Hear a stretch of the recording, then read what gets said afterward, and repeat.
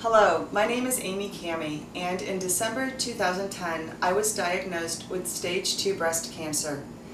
I made a very conscious choice to walk this journey from a place of love, and I was surrounded by love and support every step of the way. One of the friends that I'd like to introduce you to today is Bridget Kosser. And Bridget is a dear soul sister of mine, and we have traveled many journeys together. She had just recently completed some training in macrobiotics when I was diagnosed. And so she was my go-to person as far as someone who could help me make conscious choices as to the foods that would best support my body. So today we want to just share a few of those little tips that I began with that I also continue to use today as I continue forward in my life. So Bridget, thanks so much for being here and for sharing some of these ideas. But of course, Amy Camie, one of my soul sisters. So when Amy was diagnosed, I was actually here in her home with her, and she looked at me and said, what do I do? So I sat and thought about this, because when we're talking about macrobiotics, we're talking about the energy of the food. We're not just talking about a diet. We're not just talking about nutrition. We want to know what's actually going to feel the best and support your insides as well as your outsides. So the first thing I told Amy was, well, we need to make sure that we're using foods that are going to help your liver. We want to get it cleaned out before you even start your treatments, because she was pretty sure she was going to be going through some chemo and radiation. So we wanted to make sure her liver was ready, and then also know that we were using foods that would continue to help her liver to function as best as it could, because when you're going through these treatments, you take medications, there's stress, anything, it's going to cause your liver to have to work harder. So we wanted to be nice to her liver. So we wanted that, and we also wanted to make sure that we were giving her foods that would help her energy levels, because most people, when you listen to their experience of going through treatment, their energy levels really decrease. They get very tired. It's very stressful in general. So we want to make sure there's foods that will help your energy levels stay up at least and not decrease quite so drastically. So before we go forward, this was how much I didn't know. I didn't even know where my liver was. So will you just literally show where it's located? So why don't you show? Now she knows, so she can show you. Where is it? Isn't it on this side? Yeah, that's pretty good. Okay, so it's right around here. That's pretty well, and that's the situation with most people, is we don't even know where all these things are in our bodies, so we don't feel them. We don't really. There's no connection. We don't understand, so we wanted to get very connected. So what do we do? So the first thing was, we want to have hot water in the morning before you eat anything with some fresh lemon in it. Yeah. It's almost like an astringent for your liver. So, and as I tell you these things, I don't know what's right for you. But these are the things that I've done, Amy has done, and some other people have done.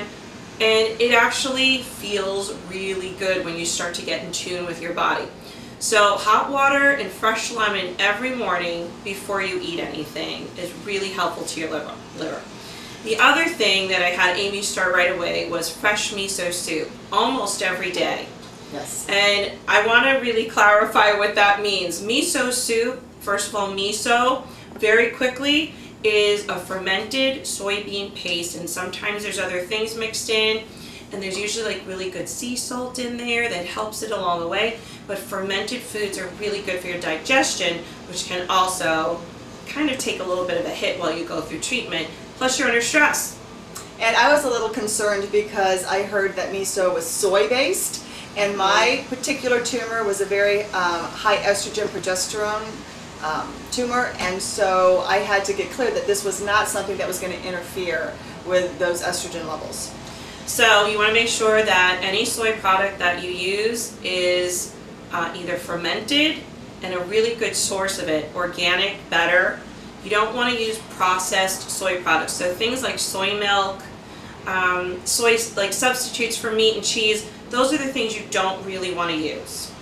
All right, you want really good sources like fresh edamame, really good soy sauce that's called shoyu. And don't freak out, because we're going to actually have recipes printed out and available on my website as a download, and we will have links to where you can purchase these products online. So I had never even heard about some of these names, so don't worry. Yeah, don't freak out. They're really not that big of a deal, but it's important to know the difference. And these are some things that Amy kind of had in her cabinet from before she learned how to make her own miso soup. So this is an instant miso soup, and this is the kind you do not want to use because it's all dehydrated, it's not fresh. It's really important that you use foods that that have life in them. Especially when you're going through treatment. Yes. So, well, it's really important for all times in your life. You want to feed yourself foods that have vibrancy and life to them. And you know, when you hold this bag, it's probably pretty dead when you feel it. This actually has MSG in it, it has sugar in it, it has alcohol. You don't need any of those things. They're not good, they're drying for you. We want to keep you really fresh and moist and vibrant on the inside, and that's a big job to do when you're going through a treatment that actually is very drying to your insides. These are things people just they're not used to thinking about it at all in their normal life, so why would you think about it when you go through treatment? So these are like a no-no. We don't want to do this. But you know what I do want to say? Hey, if you're not sure, try this, try the recipe that you will see on Amy's website. See which one actually feels better. Notice the difference. That's what we want to do. and we're going to have a separate video posted of actually making the miso soup, so you'll be able to see it step by step by step. The other thing that Bridget encouraged me to do was to eat lots of green leafy vegetables, and there's a video already posted on my site. Bridget's showing how to make blanched kale with lemon.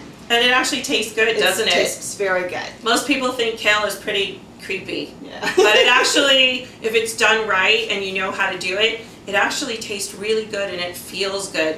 Yes. You know, and when we do another video with the cooking, I'll actually explain a little bit about the energy of these foods and why it's so important that you have your soup. Miso's very, very strengthening, and it gives you a lot of energy, so you can eat it in the morning, in the afternoon. Yes. It doesn't matter. If you're someone who's really tired when you get up in the morning, especially going through treatment, have it in the morning with your breakfast. It's great. I know it sounds weird, but that's okay. That's what I did.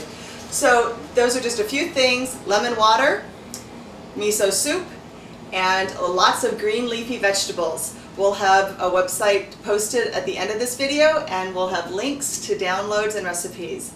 Again, thank you so much, Bridget, and I hope you enjoyed watching. Bye.